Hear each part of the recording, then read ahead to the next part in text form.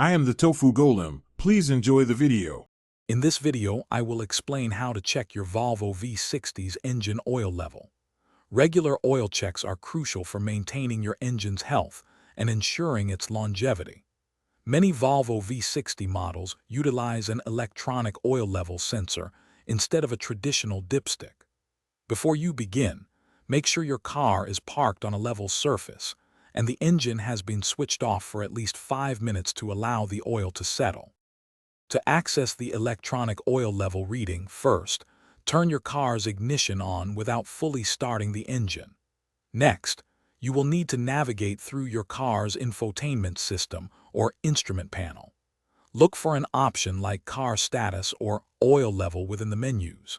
You can typically use the controls on your steering wheel or the center display to select this information.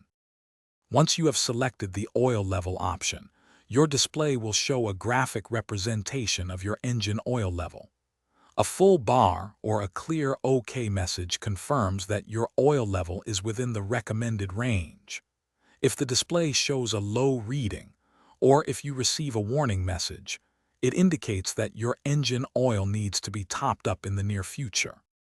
If your oil level is low, locate the oil filler cap under the hood. It's often marked with an oil can symbol.